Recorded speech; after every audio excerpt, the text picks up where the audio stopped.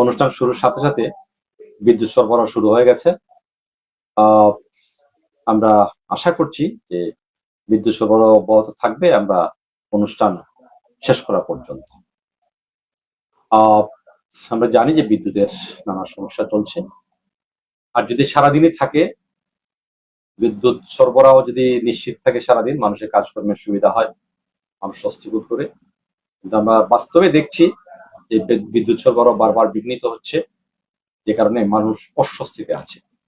এ ব্যাপারে সরকারের যারা আছেন তারা বিশেষ নজর দেবেন বলেই আমরা আশা করছি। আমাদের আজকের অতিথি সিলেটের জ্যেষ্ঠ সাংবাদিক এহিয়া চৌধুরী। এহিয়া চৌধুরী, আপনাকে স্বাগত জানাচ্ছি। আমাদের এই অনুষ্ঠানটি সবসময় বা নিয়মিত পরিকল্পনায় আছেন শেখ নুরুল ইসলাম, আর অনুষ্ঠানটি আমরা আজকে সম্প্রচার করছি behind agro farm and products গোয়াইনঘাটের সৌজন্যে, যার প্রতিষ্ঠাতা এবং পরিচালক রোটারিয়ান এম এ রহিম, একজন সাংবাদিক। তাকে আমরা ধন্যবাদ জানাচ্ছি আমাদের সঙ্গে থাকার জন্য। আজকে আমাদের হাতে আছে দুটি পত্রিকা, ঢাকার জাতীয় বাংলাদেশ প্রতিদিন। বাংলাদেশ প্রতিদিনের আজকে শিরোনাম, মির্জা ফখরুল ইসলাম আলমগীরের বক্তব্য, স্বাস্থ্য খাতের উন্নয়নে সরকার কাজ করছে, আসিয়ানের সদস্য হতে পারবে না বাংলাদেশ, ইনফ্যান্টিনোর দিন কি শেষ, মুস্তফার খুঁজে মুসাদ সিআইএ, সচল করতে হবে ঢাকার চারপাশের নৌপথ, প্রধানমন্ত্রীর নির্দেশ, গণঅভ্যুত্থানের দিনগুলো সরকার পতনের এক দফা, অস্তিত্ব সংকটে বুড়িগঙ্গা, যুক্তরাষ্ট্রের কাছে বাংলাদেশের গুরুত্ব দৃশ্যমান, মার্কিন বিনিয়োগ আকর্ষণে ইউএস ইনভেস্টর সামিট। স্বরাষ্ট্রমন্ত্রী বলেছেন, পুলিশ কোনো দলের লাঠিয়াল বাহিনী নয়, চান ব্যবসায়ীরা। বাণিজ্য মন্ত্রী, মিয়ানমার রাষ্ট্রদূতের বৈঠক, যাচাই বাছাই চলছে রোহিঙ্গা প্রত্যাবাসন। উত্তরখানে এমপি ও প্রশাসকের ওপর হামলা, এক্সপ্রেসওয়ে রেলপথ ঘিরে নাশকতার শঙ্কা। টেপিভুক্ত প্রতিষ্ঠানে হতে পারে চোরাগুপ্তা হামলা, শ্রমিক ছদ্মবেশে গার্মেন্টস হতে পারে অগ্নিসংযোগ, দেশ জুড়ে সতর্ক অবস্থান পুলিশের। মুক্তি পেল নিষেধাজ্ঞায় বেনজির। বাংলাদেশ প্রতিদিনের শেষ পৃষ্ঠার শিরোনাম, বিনিয়োগ বান্ধব হচ্ছে শেয়ার বাজার, জুলাই গ্রাফিতিতে বর্ণিল মানিক মিয়া এভিনিউ। ডোনাল্ড ট্রাম্প বলেছেন, ইরানের টিকে থাকার জন্য হামলা বাতিল করেছি। নবায়নে অনাগ্রহ হলুদ অটো মালিকের, রাজস্ব হারাচ্ছে বিসিবি। যুক্তরাষ্ট্রে প্রতারণার অভিযোগে গ্রেপ্তার 2 বাংলাদেশি। বাংলাদেশের জন্য কোরিয়ার 111 সেবা খাত উন্মুক্ত, বাংলাদেশি বিজ্ঞানী অনন্য উদ্ভাবন, নতুন দুয়ার উত্তরবঙ্গের অর্থনীতি ও যোগাযোগে। চমক, আম্রপালি বানানো ম্যাঙ্গোর। তথ্যমন্ত্রী বলেছেন, বস্তুনিষ্ঠদের সঠিক সাংবাদিকতার মানদণ্ড, ক্ষতিগ্রস্ত প্রকৃত খামারিরা হুমকিতে জনসাধারণ। নকল দুধ তৈরির ভয়ঙ্কর চক্রবর্তী জোটে যোগদান ইরানের বিরুদ্ধে অবস্থান নয়। আবারও 5 জেলায় বন্যার শঙ্কা, বাড়িতে ঢুকে গুলি করে হত্যা নরসিংদীতে। প্রাথমিকে 10,000 শিক্ষক, যোগদানের তারিখ পরিবর্তন। স্ত্রী ও শাশুড়িকে খুন করে থানায় যুবক। চীনা নাগরিকের অনলাইন প্রতারণার ফাঁদ, গ্রেপ্তার 4। প্রবাসীদের পাসপোর্টের আবেদন দ্রুত নিষ্পত্তির নির্দেশ হাইকোর্টের। আহসানুল্লাহ মাস্টার হত্যা মামলার আপিল শুনানি 11 আগস্ট পর্যন্ত মুলতবি। দিনদুপুরে যাত্রীবাহী বাসে ডাকাতি, গুলিবিদ্ধ 1। জুলাইয়ে রেমিটেন্স 8 বছরের রেকর্ড, $285 কোটি। চট্টগ্রাম চিড়িয়াখানা, আসবে জেব্রা, যাবে বাঘ। আমরা বাংলাদেশ প্রতিদিনের প্রথম এবং শেষ পৃষ্ঠার শিরোনাম পড়লাম। এহিয়া চৌধুরী, আমরা আপনার পর্যালোচনা শুনতে চাই। প্রথমেই আমরা যে বিষয়টি নিচ্ছি সেটা হচ্ছে অস্তিত্ব সংকটে বুড়িগঙ্গা। একটি ছবিও আছে, গায়েব অনেক সীমানা পিলার, বর্জ্য ফেলে চলছে ভরাট, দূষণ ঘটাচ্ছে 424 সুয়ারেজ পয়েন্ট। আসলে সর্বপ্রথম দখল তথাকথিতের জন্য ঢাকাবাসীর জন্য সুন্দর একটা স্থান ছিল, কিন্তু এখন বুড়িগঙ্গা নদীটা হচ্ছে বড্ড এবং বিষাক্ত জলে বুড়িগঙ্গা তলিয়ে যাচ্ছে। ঠিক পাশাপাশি আমাদের সিলেট শহরে গতকালকে আমাদের প্রশাসক এই খালটি উদ্ধার করেছেন সিসি প্রশাসন। সিটি প্রশাসন থেকে কিভাবে বাঁধখালা উদ্ধার করেছেন। সিলেট শহরের অনেক পুকুর বুড়িগঙ্গা যেভাবে বিষাক্ত হয়েছে, সিলেট শহরে বিভিন্ন পুকুর তলিয়ে গেছে, অবৈধ দখল হয়েছে। বুড়িগঙ্গাকে বলা হচ্ছে সব মিলিয়ে অস্তিত্ব সংকটে আমাদের দিঘির শহর ছিল, দিঘির শহর কিন্তু এখন দিঘির শহর ছিল, এখন দিঘির শহর নাই বললেই চলে। এই একমাত্র আছে খাদিপুরার দিঘি, তো সংকুচিত হয়ে গেছে। লালা দিঘি আছে, লালা দিঘি ছিল, মাসু দিঘির পর এটা এই মোটামুটি সংকুচিত হয়ে যাচ্ছে। প্রায় শেষ। আর আসলে আমাদের সিসি প্রশাসক যে উদ্যোগ নিয়েছে বিভিন্ন এলাকা উদ্ধারের কাজটা, উনি উদ্ধার যদি অব্যাহত রাখেন, অনেকেই কাগজ পত্র দেখলেই কিন্তু কাগজ উদ্ধার টাকা উদ্ধার হয়। সিসি প্রশাসক অভিনন্দন জানাচ্ছি উনি উদ্যোগ নেওয়ার জন্য। আর এর আগে খুজারকলা উদ্ধার করেছেন। ঠিক একইভাবে আমরা দেখলাম উদ্ধার না, আসলে এগুলো বিগত সরকারের আমলে সোনা উদ্যান যখন ছেড়েছিল। চৌধুরী, আমি যে বিষয়টা আনতে চাচ্ছি যে এই দিঘি বা এই পুকুরগুলো উদ্ধার করা হচ্ছে না, সংস্কার করা হচ্ছে। আসলে সংস্কার না, পাশাপাশি ধরনের দিঘি হাদারবাগ এটা কিন্তু দখল মুক্ত হয়ে করেছেন বিগত সময় আগে হয়েছে। আর আমরা আশা করবো এই যে ছড়া মুক্ত যেটা উদ্যোগ ছিল, কিন্তু ছড়া মুক্ত ফলে দেওয়ালি ছড়া অর্ধেক উদ্যোগ পালে উদ্ধার হয় নাই, বাসা বাড়ি দখল করেছেন। স্পষ্ট করি যে এই যে ঘাসিটোলা এবং খোঁজারকলা যে দুইটা বড় আকারের পুকুর, এগুলো দখলে ছিল না বা দখলের কোনো অভিযোগ নেই।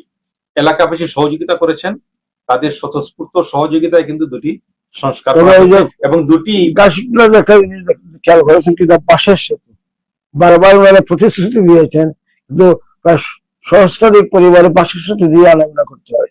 প্রশাসক কথা দিয়েছেন যে আশা করি, আমি প্রতিশ্রুতি দিচ্ছি না, চেষ্টা করবো যাতে একটা সেতু দেওয়া। আরেকটা তথ্য অনেকেই জানতেন না যে এখানে অতিথি পাখি আসে ঘাসিটোলায়, তিনি সেটা একটা অভয়ারণ্য হিসাবে গড়ে তুলবেন, ওয়াকওয়ে নির্মাণ করবেন এবং সৌন্দর্য বৃদ্ধি করবেন দুটি পুকুরেরই, যাতে অতিথি পাখিরা শুধু না, আমরাও যাতে গিয়ে কিছু প্রশান্তি খুঁজে পাই, অর্থাৎ নগরবাসী বা বাইরে থেকে যারা আসেন তারাও এই দুইটি বা এইরকম, তিনি আরো প্রতিশ্রুতি দিয়েছেন বা অঙ্গীকার করেছেন যে এরকম যতগুলো দিঘি বা পুকুর আছে সেগুলো সবগুলোকে সংস্কার করা হবে এবং আকর্ষণীয় করা হবে। ওনার উদ্যোগটা সফল হবে, সেটাই নগরবাসী। শুধু অস্তিত্ব সংকটে বুড়িগঙ্গা না, সিলেট সহ সারা দেশের অনেক নদী কিন্তু যেমন আমি যদি বলি খোয়াই নদী বরাট হয়ে গেছে, মন নদী বরাট হয়ে গেছে, সুরমা বরাট হয়ে গেছে, সুরমা হেঁটে পার হওয়া যায়।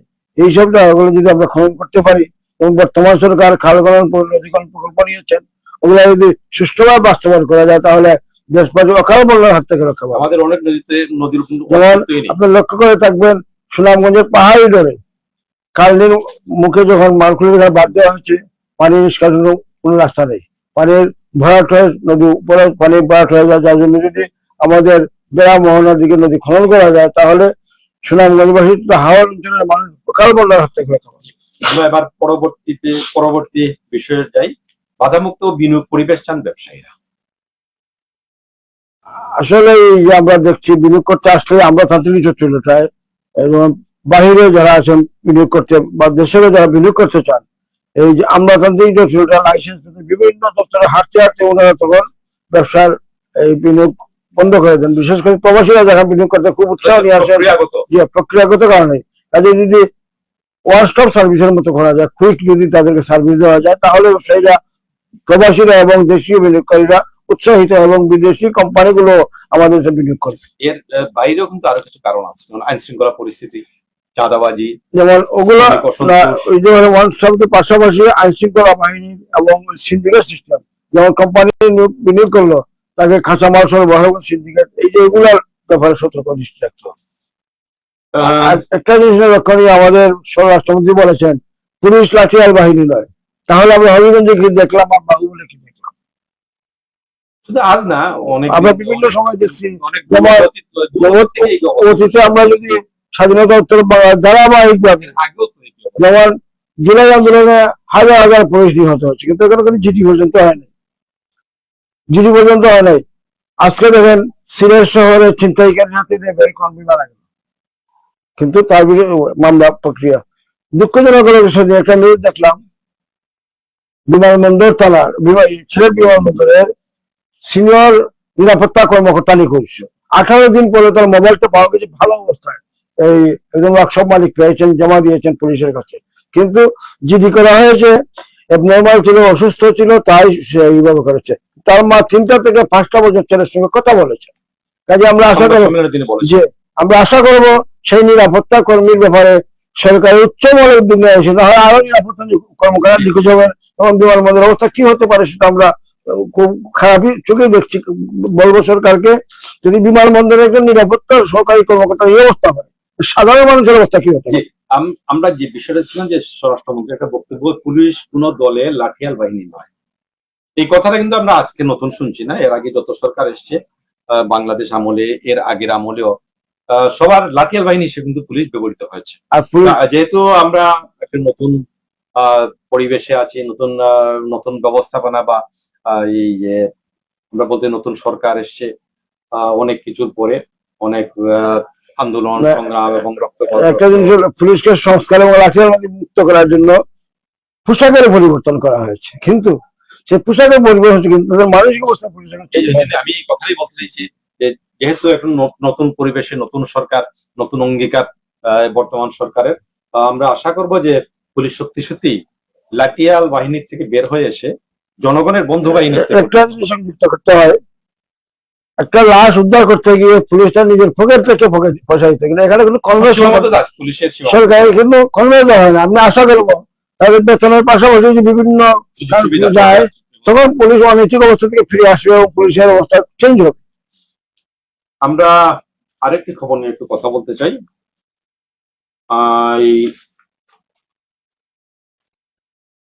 বিনিয়োগ নিয়ে, বিনিয়োগ বন্ধ হচ্ছে শেয়ার বাজার, শেয়ার বাজার নিয়ে অনেক কথা। এখন পর্যন্ত শেয়ার বাজারটা আমাদের যে প্রত্যাশা অনুযায়ী সেই জায়গায় পৌঁছেনি, নানান অনিয়ম চলছে, নানান দুর্নাম হচ্ছে।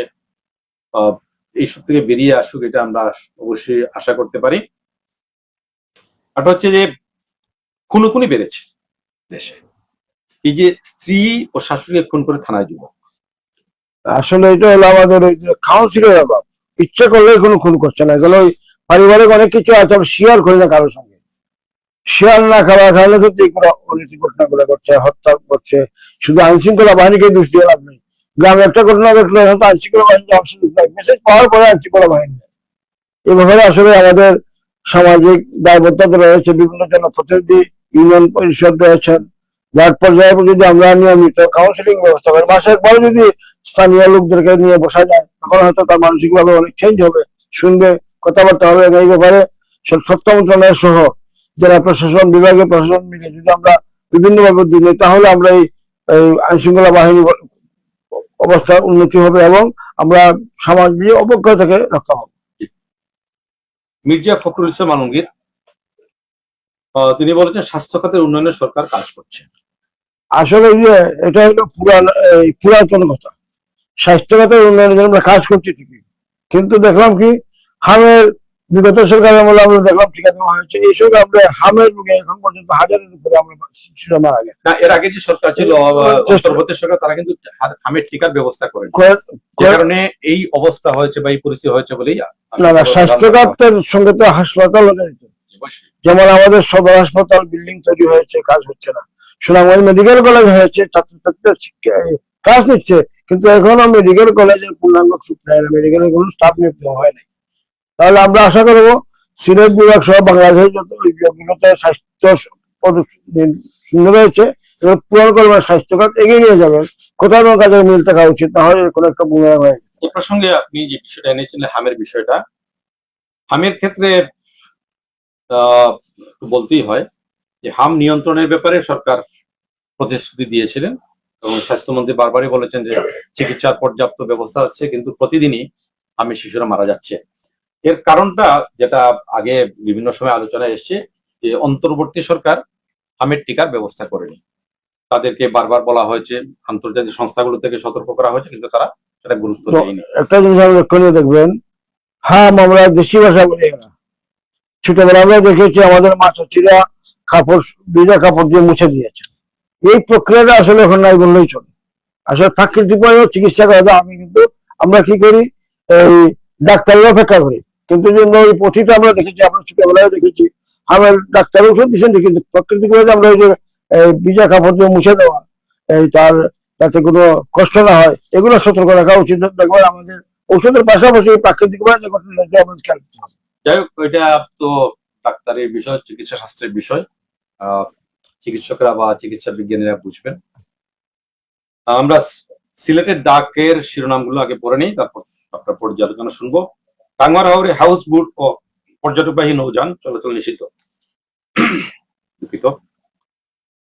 তরুণ উদ্ভাবকরাই বাংলাদেশের ভবিষ্যৎ, প্রধানমন্ত্রী বলেছেন। পুলিশ কোন বিশেষ দলের বা গোষ্ঠীর লাঠিয়াল বাহিনী নয়, স্বরাষ্ট্রমন্ত্রীর বক্তব্যটা আমরা আগে পেয়েছি। ময়লার স্তূপ থেকে প্রাণ ফেরা, সিসিকের উদ্যোগে ঘাসিলা পুকুর উদ্ধার কার্যক্রম শুরু। আমরা সব জলাশয় পূর্বের অবস্থায় ফিরিয়ে আনতে চাই, সিসি প্রশাসন। এমসি কলেজ ছাত্রাবাসে বিরোধী দলীয় নেতা ডক্টর শফিকুর রহমান। চাতকের ট্রাকের ধাক্কায় প্রাণ গেল সাইকেল আরোহীর। জগন্নাথপুরের নৌকাডুবিতে নিহত 4 জনের লাশ উদ্ধার। স্বামীকে হারিয়ে 2 শিশু সন্তান নিয়ে দিশেহারা গৃহবধূ শম্পা। সোমবার থেকে কাঁচামরিচ আমদানি কার্যক্রম শুরু হবে, কৃষিমন্ত্রী। চায়ের টঙে এইচএস এর খাতা মূল্যায়ন, তদন্তে 3 সদস্য বিশিষ্ট কমিটি গঠন, সংশ্লিষ্ট শিক্ষককে শপথ। জগন্নাথপুরে ছাত্রলীগ নেতার আত্মসমর্পণ। সিলেট প্রেস ক্লাবে সংবাদ সম্মেলন। কালাগুল জমি দখলের চেষ্টা, চাঁদাবাজি ও লুটপাটের অভিযোগ। দক্ষিণ সীমায় বাস অটোরিকশা সংঘর্ষে নিহত 1, আহত 7।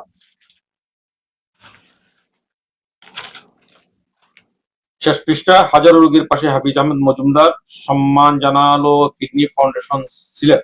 সরকার নয়, রাষ্ট্রের বিরুদ্ধে বলা অপরাধ, তথ্যমন্ত্রী।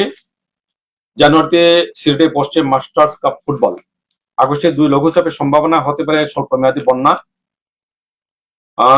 নগরী থেকে আন্তজেলা ডাকাতের সদস্য জিহাদ গ্রেফতার। সিলেট প্রেস ক্লাবে সংবাদ সম্মেলন। গোয়েনঘাট হত্যা মামলার প্রবাস ফেরত যুবককে ফাঁসানোর অভিযোগ। 40 দিন জামাতে নামাজ পড়ে পুরস্কার পেল শিশুরা। ইহা চৌধুরী, আমরা একটু শুনি। টাঙ্গুয়ার হাওরে হাউস বোট ও পর্যটকবাহী নৌযান চলাচল নিষিদ্ধ, এই বিষয়টি নিয়ে আপনার পর্যালোচনা। টাঙ্গুয়ার হাওরটা হলো একটা পর্যটন এবং সরকারিভাবে নির্ধারিত একটা নিরাপত্তা ঘটনা করা হয়েছে এবং নিয়মিত আন্তর্জাতিক ভাবে স্বীকৃত হয়েছে টাঙ্গুয়ার হাওর। কিন্তু আমরা কি দেখেছি, হাউস বোট নিষিদ্ধ, বিভিন্ন ওরা কিন্তু অনুমোদন নিয়ে হাউস বোট তৈরি করেছে এবং এই যেভাবে গাড়ির লাইসেন্স দেওয়া, ঠিক হাউস বোট গুলোকে এইভাবে কিন্তু জেলা প্রশাসন থেকে অনুমোদন দেওয়া হয়েছে। কিন্তু এই যে পরিবেশ রক্ষায় যে হাউস বোটের মালিকগুলো বা যারা পর্যটকরা যারা খেয়াল করছেন না, বিভিন্ন নিয়ম মানছেন না বলেই কিন্তু হাউস বোট নিষিদ্ধ কথা কিছু শর্ত আছে। এবং আমরা বিভিন্ন সময় দেখেছি, এই আপনার মনে আছে কিনা, কিছুদিন পূর্বে আমরা দেখলাম একজন কর্মকর্তা গিয়েছেন শিশুদের হাত থেকে পড়ে গিয়ে শিশুটার যে অবস্থাটা, আসলে নিরাপত্তার ব্যাপারটা কিন্তু খুব জরুরি। যেমন আমরা এই আনন্দ করতে গেছি কিন্তু বিশাল হয়ে ফিরে আসছি। এই ব্যাপারে যারা যাচ্ছি ওদেরকে সতর্কতা করা উচিত। প্রশাসনকে শুধু হাউস বোট নিষিদ্ধ নয়, নিরাপত্তার বিষয়টি যাতে নৌ পরিবহন, নৌ পুলিশ ব্যবস্থা জরুরি ভিত্তিতে স্পিড বোট দিয়ে যাতে উদ্ধার করা যায়, এই জায়গায় কিন্তু অভাব রয়েছে। কিন্তু নিষিদ্ধ পরবর্তীতে কি করতে হবে, যে বিকল্প ব্যবস্থা। হাউস বোট নিষিদ্ধ, কিন্তু তারপর পর্যটক কি দিয়ে যাবে, তাহলে পর্যটক তো এখান থেকে চলে যাবে। আপনাদের একটা জিনিস মনে আছে, শুধু টাঙ্গুয়ার হাওর পর্যটন কথা ছিল না, আমাদের মনে আছে কিনা জানি না আপনার, আমাদের দিনাজপুরের সাবেক সচিব মিজানুর রহমান সাহেব করিয়াখামন বাজারে প্রায় 10 কেয়ার জায়গা অধিগ্রহণ করেছেন, কিছু মানুষ এলাকা বসে জায়গা দিয়েছিল যে পর্যটকদের জন্য যাতে একটা বহন করা যায়। আমি আশা করবো টাঙ্গুয়ার নিষিদ্ধ ভাবে জেলা প্রশাসন, সুনামগঞ্জের জেলা প্রশাসন সেই চাপাতির হাওরের যে সরকারি জায়গাটাকে একটা কাজে লাগাবে, যদি একটা সঙ্গে সম্পৃক্ত, এই জন্য এই কথাটি বললাম। তরুণ উদ্ভাবকরাই বাংলাদেশের ভবিষ্যৎ, প্রধানমন্ত্রী মানে প্রধানমন্ত্রীর আশা। আমরা আশা করবো তরুণ উদ্ভাবক সরকারিভাবে সহযোগিতা করা যায়। আপনি দেখবেন রকেট লঞ্চার একটা ছেলে উদ্ভাবন করেছে, আমরা মিলিয়ে দেখলাম। ঠিক একইভাবে এই বিভিন্ন জিনিস আমাদের ছোট ছোট শিশুরা উদ্ভাবন করছে। যেমন বিশেষ করে বিজ্ঞান মেলা যখন হয় তখন আমরা বিভিন্ন, কিন্তু ওদেরকে ওই মেলাই সীমাবদ্ধ থাকে, সরকারিভাবে ওদেরকে সহযোগিতা করা হয়। সহযোগিতা করলে এই ওরা ভবিষ্যতে অনেক কিছু করতে পারতো, সরকারের সহযোগিতা হতো, আমরা বৈদেশিক মুদ্রা রক্ষা হতো। আমাদের ক্ষুদে বিজ্ঞানীরা ড্রোন পর্যন্ত বানিয়েছে, কিন্তু ওদেরকে সহযোগিতা করা হচ্ছে, উড়োজাহাজ পর্যন্ত বানিয়েছে, দেখিয়েছে, কিন্তু তাদেরকে পৃষ্ঠপোষকতা করা হচ্ছে না, হয়নি। আমরা আশা করবো প্রধানমন্ত্রী যেখানে বলেছেন যে তাদের নিয়ে আশা করেছেন, সুতরাং তারই স্বপ্ন বা তারই আশা, যে এলাকায় উদ্ভাবন করবে ওই এলাকার প্রশাসনের কেউ উদ্যোগ দিতে হবে, প্রধানমন্ত্রী ওগুলো করতে করা উচিত। ময়লার স্তূপ থেকে প্রাণ ফেরা, আমরা আলোচনা করেছি এর আগে, ঘাসিটুলা যে পুকুরটা বিশাল আকারের পুকুর, ছবিতে দেখা যাচ্ছে। জগন্নাথপুরে একটি দুঃখজনক ঘটনা, নৌকাডুবি, নিহত 4, গৃহবধূ সম্পাদ আর 2টি সন্তান নিয়ে। আসলে এই জগন্নাথপুরে যে হাওড়ে যে ঘটনা, একটা ধর্মীয় অনুষ্ঠান তারা গিয়েছিলেন, 2টি নৌকা ছিল, বড় নৌকাটা ছোট নৌকা ছিলেন 13 জন, কিন্তু নৌকা হঠাৎ পানি ওঠার কারণে কিন্তু ওরা সাঁতার দিয়ে উঠতে পারে না। কিছু উদ্ধার হয়েছে না, প্রত্যক্ষদর্শীর দেখেছেন যে নৌকা ডুবিতে শিশু সহ তলিয়ে গেছে, তার জন্য পরে ওদের উদ্ধার করা সম্ভব হয়েছে। যা হওয়ার তো হয়ে গেছে, এখন যদি তাহলে আশা করবো হাওড় অঞ্চলে যারা এইভাবে যান অন্তপক্ষে ঝুঁকি মুক্ত যানবাহন নিয়ে যেতে পারে, কারণ জোর ছিল না, কিন্তু নৌকায় পানি ওঠার কারণে কিন্তু এই সতর্কতার সহিত। আর গৃহবধূ সম্পার বিষয়টা গুরুত্ব দেওয়া হয়েছে, তার 2টি শিশু সন্তান। তবে এটাও দেখা যায় কোনো সত্যি কোন দুর্ঘটনা সরকারি সহযোগিতা দেওয়া হয় না, বিমান দুর্ঘটনা দেওয়া হয়, গাড়ি দুর্ঘটনা দেওয়া হয়, কিন্তু এই যে আমাদের হাওড় অঞ্চলের যে ঘটনাগুলো ঘটে, হাওড় অঞ্চলের দুর্ঘটনা ব্যাপারে সরকারের একটা উদ্যোগ নেওয়া উচিত, যাতে এরকম দুর্ঘটনা ঘটে তাকে তাৎক্ষণিকভাবে ক্ষতি সড়ক সরকার প্রাথমিকভাবে বিভিন্ন পরীক্ষার সহযোগিতা করা হয়। হাওড় অঞ্চলে যদি এরকম ঘটনা ঘটে সরকারি ভাবে যাতে তাদের আর্থিক সহযোগিতা দেওয়া যায়, এই জন্য আমি সরকার দৃষ্টি আকর্ষণ করছি। 2টি দুর্ঘটনা খবর আছে। ছাত্রদের ট্রাকের থেকে প্রাণ গেল সাইকেল আরোহীর, দক্ষিণ সময় বাস সঙ্গে নিহত হয়ে আহত 7। প্রতিদিন এই ধরনের খবর আমরা পাচ্ছি। সতর্কতার প্রয়োজন। এখানে যারা গাড়ি চালান তাদেরও যেমন সতর্কতা, তাদের যেমন প্রশিক্ষণ, এগুলোর প্রয়োজন। ঠিক একইভাবে আমরা যারা পথ চলি বা যানবাহনে চলাচল, তাদেরও সতর্কতা। এই দুর্ঘটনার পাশাপাশি একটা জিনিস আমার মনে হচ্ছে, আমাদের 1 সপ্তাহ হয় না, আমাদের মেগাড স্কুলের টিচার সাবেক উনি যে অ্যাক্সিডেন্ট হয়েছে, ওই জায়গায় একটা বাংলাদেশ বিধানের সামনে একটা সিট ব্রেকার দেওয়া উচিত। এই ব্রেকারটা কিন্তু দেখা খুব স্পিডে আসে, ওখানে আসলে একটা সিট ব্রেকার দেওয়া উচিত, কারণ শিক্ষার্থীরা এই জায়গাটা কিন্তু খুব ঝুঁকিপূর্ণ।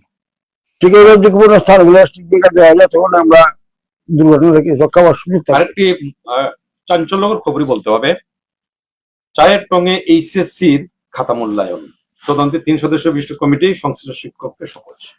সিলেটের ঘটনা হলো, আমাদের বোর্ড থেকে পরীক্ষা খাতা পরীক্ষার জন্য দেওয়া হয়, দেখার জন্য দেওয়া হয়। আমরা ছোটবেলায় দেখলাম 9 10-এ পড়তাম, আমার স্যাররা পেপার দেখতেন, আমাদেরকে বলতেন এইভাবে না দেখলে এইভাবে মাঠ চলে যাবে। আমার দেখেছি আমাদের শিক্ষকরা পেপার নির্দেশনা দেওয়া হতো, এবং নির্দিষ্ট একটা স্থান অবশ্যই দেখেছেন। কলেজে দেখেন নির্দিষ্ট স্ট্রং দোকানে আসেন, কিন্তু খাতাগুলো তো প্রকাশ্যে দেখার কথা না। কিন্তু উনি কেমন করে যে এখানে আমরা আশা করবো ওকে কঠোর শাস্তি দেওয়া হোক, যাতে ভবিষ্যতে এরকম কোন ঘটনা শিকার যাতে এরকম কোনো উদ্যোগ না নেন, যাতে তাদের সতর্ক হওয়ার জন্য তদন্ত কমিটি করলে হবে না, ওদের বিরুদ্ধে ব্যবস্থা নেওয়া উচিত, যাতে আর এরকম কোনো ঘটনা না ঘটে। হাজারো রোগীর পাশে হাফিজ আহমেদ মজুমদার, সম্মান জানালো কিডনি ফাউন্ডেশন সিলেট। হাফিজ আহমদ মজুমদার শিক্ষার ব্যাপারে যেভাবে উদ্যোগ নিয়েছেন, চিকিৎসার ব্যাপারে উদ্যোগ নিয়েছেন, তাই হাফিজ আহমদের উদ্যোগকে আমরা স্বাগত জানাই। পাশাপাশি হাফিজ আহমদ মজুমদারের মতো যারা দানশীল বা সম্পদশালী রয়েছেন, ওনার স্ব উদ্যোগে নিজ এলাকায় এরকম উদ্যোগে ভূমিকা রাখবেন, সেটাই আমাদের আশাবাদ। আমরা এই প্রসঙ্গে একটু বলতে চাই, সিলেট কিডনি ফাউন্ডেশন একটি অত্যন্ত গুরুত্বপূর্ণ বা ভালো একটি উদ্যোগ, চমৎকার একটি উদ্যোগ। প্রচুর কিডনি রোগী আছে এখন, তাদের চিকিৎসার সুবিধাটা খুব কম ছিল। সিলেট কিডনি ফাউন্ডেশন প্রতিষ্ঠিত হওয়ার পরে এখানে সিলেটের কিছু উদ্যোগী চিকিৎসা বিশেষ করে জুবাইর আহমদ চৌধুরী, সিলেটে একটি পরিচিত নাম। তিনি জ্বালানি তেল ব্যবসায়ী এবং আরো অনেক সংগঠনের সাথে যুক্ত, তার আরো অনেক ব্যবসা আছে। তিনি অত্যন্ত মূল্যবান কিছু জায়গা দিয়েছেন, সেই জায়গার উপরে একটি সুন্দর ভবন হয়েছে, সেই ভবনে কার্যক্রম চলছে। এই প্রতিষ্ঠানটি বা এই চিকিৎসা সেবা প্রতিষ্ঠানটির পাশে দাঁড়ানো সবার দায়িত্ব। যাদের সামর্থ্য আছে তারা যদি এগিয়ে আসেন, তাহলে আমরা আশা করবো কিডনি ফাউন্ডেশনকে যারা দানশীল ব্যক্তি আছেন, ফান্ডের টাকা পয়সা দেন, তখন গরিব লোকেরা ফ্রিতে সহযোগিতা পাবে। আমরা উল্লেখ করতে পারি আমাদের বীর শহীদ ডাক্তার শামসুদ্দিন আহমদের ছেলে জিয়াউদ্দিন আহমদ, তিনি এই প্রতিষ্ঠানের প্রধান হিসাবে দায়িত্ব পালন করছেন। আরো আছেন বীর মুক্তিযোদ্ধা MS সালামও আছেন, এটার সাথে যুক্ত। সিলেটে আরো 20 জনরা যুক্ত আছেন। আমরা সবার কাছে আমাদের পক্ষ থেকে অনুরোধ রাখবো যে কিডনি ফাউন্ডেশনের পাশে তাড়ানোর জন্য। এর মধ্যে আর আমরা আমরা সরাসরি সময় অনেকটা পার করে ফেলেছি, আর তেমন কিছু নিয়ে আলোচনার সুযোগ থাকছে না। আমরা এখানে অনুষ্ঠান শেষ করতে চাই। প্রিয় দর্শক, আমরা দুটি পত্রিকা নিয়ে আজকে আলোচনা করলাম শিরোনাম নিয়ে। আশা করি আপনাদের ভালো লাগবে, ভালো লেগেছে। আমাদের সঙ্গে থাকবেন। আমরা অনুষ্ঠানটা আগামীকাল আবার আপনাদের সামনে নিয়ে আসবো। আজকে যিনি অতিথি এহিয়া চৌধুরী, তাকে ধন্যবাদ জানাচ্ছি পিআইন এগ্রো ফার্মস এন্ড প্রোডাক্টসকে, যার মালিক বা পরিচালক প্রতিষ্ঠাতা রোটারিয়ান এম এ রহিম। তাকে আমরা আন্তরিক ধন্যবাদ জানিয়ে এতক্ষণ সঙ্গে থাকার জন্য অবশ্যই আপনাদেরকে ধন্যবাদ জানাচ্ছি। ভালো থাকুন।